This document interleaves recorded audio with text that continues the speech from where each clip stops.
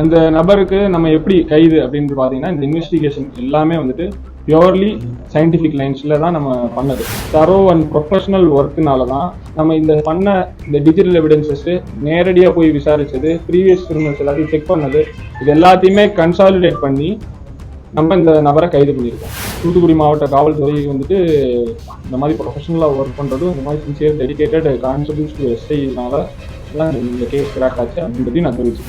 CCTV கேமராஸை இந்த மாதிரி சம்பவம் நடக்காமல் இருக்கிறதுக்கு ஒவ்வொரு கிராமங்கள்லையும் இன்னும் அதிகப்படுத்துறதுக்கு இன்னும் 10 சிசிடிவி மினிமம் கிராமங்களில் இருக்கணும் அப்படின்ற மாதிரியான ஒரு இன்ஸ்ட்ரக்ஷன் நம்ம கொடுத்துருக்கோம். சம்பவம் நடந்தது தெரிந்த உடனே 10 தனிப்படைகள் நம்ம அமைச்சாச்சு. இந்த 10 தனிப்படைகளில் 4 டிஎஸ்பி, 6 இன்ஸ்பெக்டர்ஸ் உட்பட 150 காவலர்கள் இருந்தாங்க. இந்த கேஸ்க்கு டெடிகேட்டடாக இருந்தது. இது இல்லாமல் நீங்கள் பார்த்தீங்கன்னா, நமக்கு தமிழ்நாட்டுடைய சட்ட ஒழுங்கு ADGP sir, south zone IG sir ஒரு 3 days தூத்துக்குடியிலே கேம்ப் பண்ணி கைடன்ஸ் அண்ட் இன்ஸ்ட்ரக்ஷன்ஸ் கொடுத்தாங்க. செகண்ட் திங் பார்த்தீங்க அப்படின்னா, சம்பவம் நடந்த நாள்ல இருந்து இந்நாள் வரைக்கும் திருநெல்வேலி சரக டிஐஜி திரு சரவணன் ஐபிஎஸ் சார் டெய்லி வந்துட்டு சீன் ஆஃப் கிரைமையும் அந்த வில்லேஜ் அந்த ஸ்டேஷன் விசிட் பண்ணி எனக்கு வந்துட்டு சப்போர்ட்டிவா கைடன்ஸ் அது எல்லாமே இருந்துச்சு. இப்போ இந்த வழக்கில் பார்த்தீங்க அப்படின்னா, ஒரு நபர் இப்போ கைது செய்யப்பட்டிருக்காரு. ஃபர்ஸ்ட் விஷயம், அந்த நபருக்கு நம்ம எப்படி கைது அப்படின்னு பார்த்தீங்கன்னா, இந்த இன்வெஸ்டிகேஷன் எல்லாமே வந்துட்டு பியூர்லி சயின்டிஃபிக் லைன்ஸ்ல தான் நம்ம பண்ணது. சம்பவம் நடந்த அன்னைக்கே வந்துட்டு finger print expert, dog squad, forensic scientific team இவங்க எல்லாமே வந்துட்டு சம்பவத்தில் இருக்கக்கூடிய தடயங்கள் எல்லாத்தையுமே சேகரித்து நமக்கு வந்துட்டு ஒரு தனித்தனியாக வந்துட்டு ஸ்பெஷல் ரிப்போர்ட் எல்லாமே கொடுத்துட்டாங்க. அது மட்டும் இல்லாமல் வெவ்வேறு கோணங்களில் மல்டிபிள் லைன்ஸில் இந்த இன்வெஸ்டிகேஷனு, உதாரணத்துக்கு சம்பவ இடத்துல சிசிடிவி இல்லைனாலும் சம்பவ இடத்த சுற்றி இருக்கக்கூடிய சிசிடிவிஸை கண்காணிக்கிறதுக்கு அதுக்குன்னு தனியாக தனிப்படைகள் அமைச்சோம். 98 சிசிடிவி கேமராக்கள் நான் தெரிஞ்சு சொல்றேன். சம்பவ இடத்துல நேரடியா இந்த சம்பவம் நடந்ததை பதிவு இருக்கிற மாதிரி சிசிடிவி கிடையாது. சம்பவத்தை சுற்றி இருக்கக்கூடிய இடங்கள்ல இதுக்கு 98 சிசிடிவிஸ் எல்லாத்தையுமே அனலைஸ் பண்ணது. அதுக்கப்புறம் டவர் டம்ப் அனாலிசிஸ் சொல்லுவாங்க. இதுல நீங்க பாத்தீங்க அப்படின்னா 2574 நம்பர்களுக்கு கால் பதிவேடுகள் பெற்று அதை அனாலிசிஸ் பண்ணதுக்கு தனியா டீம்ஸ். இது மட்டும் இல்லாம எம்ஓ கிரிமினல்ஸ், ஜெயில் ரிலீஸ் ஆன அஃபெண்டர்ஸ், ப்ரீவியஸ் கன்விக்ட் ஆன அஃபெண்டர்ஸ், இந்த மாதிரி குற்ற பின்னணி, அதாவது செக்ஷுவல் அஃபெண்டர்ஸ் மட்டும் இல்லாமல் வேற குற்ற பின்னணிகளும் இருக்கக்கூடிய நபர்கள், அந்த பாதிக்கப்பட்ட கிராமமா இருக்கட்டும், அதை சுற்றி இருக்க ஊர்களாக இருக்கட்டும், மொத்த தூத்துக்குடியாக இருக்கட்டும், இருந்த நபர்களில் பார்க்கறதுக்கு, கண்காணிக்கிறதுக்கு, அவங்கள போய் எடுத்து அந்த சமயம் அவங்கள்ட்ட போய் ஒரு இன்ட்ராகேஷன் பண்றதுக்கு நிறைய டீம்ஸ் நம்ம போட்டோம். அதுக்கப்புறம் சம்பவ இடத்தை நீங்க சுற்றியே பார்த்தீங்கன்னா, வேடநத்தம், வேப்பிலோடை, புதூர், அதுக்கப்புறம் துரைசாமிபுரம், இந்த மாதிரி பல வில்லேஜஸ் இருக்கு. வேடநத்த கிராமத்திலேயே பார்த்தீங்கன்னா ஆண்கள் தோராயமா ஒரு 800 நபர்கள் இருப்பாங்க.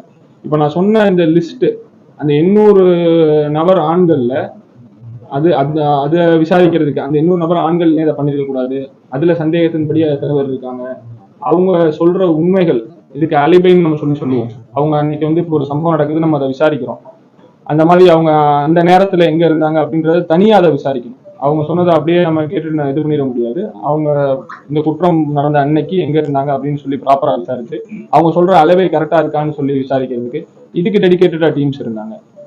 இப்போ நான் ஏற்கனவே சொன்ன மாதிரி MO criminals, jail release, convicted offenders ஒரு 461 கிரிமினல்ஸை டைரக்டாவும் சரி, டிஜிட்டல் எவிடன்ஸ் மூலியமாவும் சரி இந்த வழக்கம் பண்ணல அப்படின்னு சொல்லிட்டு ரூல் அவுட் பண்ணியிருக்கோம்.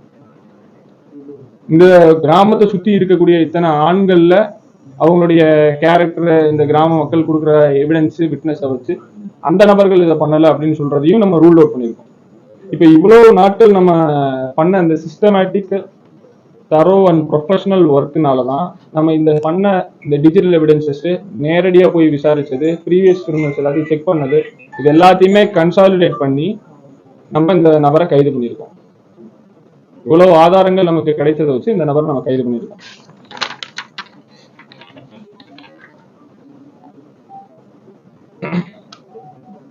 நெக்ஸ்ட், இந்த வழக்கு ரிப்போர்ட் ஆன நாள்ல இருந்து இந்த டீம்ல சொன்னக்கூடிய கான்ஸ்டபிள் ரேங்க்ல இருந்து கூட எஸ்ஐ ரேங்க் வரை இருக்கிற நபர்கள், இப்போ ஒரு சூப்பர்வைசரி ஆஃபீஸராகவும் சரி, ஒரு டீமோடைய ஒரு இன்சார்ஜா, ஒரு டிஎஸ்பியோ, ஒரு இன்ஸ்பெக்டர்னால ஒரு சில இன்ஸ்ட்ரக்ஷன்ஸ் கொடுத்து இதை பண்ணுங்க அப்படின்னு தான் சொல்ல முடியும்.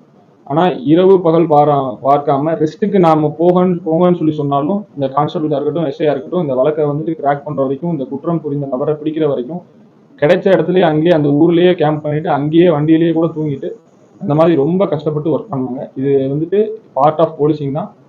தூத்துக்குடி மாவட்ட காவல்துறை வந்துட்டு இந்த மாதிரி ப்ரொஃபஷனலாக ஒர்க் பண்ணுறதும் இந்த மாதிரி சின்சியர் டெடிகேட்டட் கான்ஸ்டபிள்ஸ் டு எஸ்ஐனால தான் இந்த கேஸ் கிராக் ஆச்சு அப்படின்றதையும் நான் தெரிவிச்சுக்கிறேன். இது இல்லாமல் சமூக வலைதளங்களையும் சரி, சில பிரிண்ட் மீடியாஸ்லையும் சரி, சில பொதுமக்கள் பேனர்ஸாகவும் சரி, அந்த பாதிக்கப்பட்ட சிறுமியுடைய புகைப்படத்தையும் பெயரையோ தேவையில்லாமல் பயன்படுத்துறீங்க. அது சட்டப்படி ஒரு குற்றம். இது வரைக்கும் 6 வழக்குகள் நம்ம தெரிஞ்சிருக்கோம். 23 செக்ஷன் 23 ஆஃப் போக்சோ ஆக்ட். இனிமேல் பயன்படுத்தினீங்கன்னா கண்டிப்பா எல்லா நபர்கள் மேலேயும் அந்த நபர்கள் யாரெல்லாம் அந்த குழந்தையுடைய பெயரையோ இல்ல புகைப்படத்தையோ வந்துட்டு வெளியிடுறாங்களோ அவங்களுடைய அந்த நபர்கள் மேலேயும் சரி, அந்த நபர்கள் பின்னணியில் இருக்கிறவங்க யாரு பண்ண தூண்டுறாங்களோ அவங்க மேலேயும் செக்ஷன் 23 ஆஃப் போக்சோ ஆக்ட்ல எஃப்ஐஆர் ரெஜிஸ்டர் பண்ணுறோம்.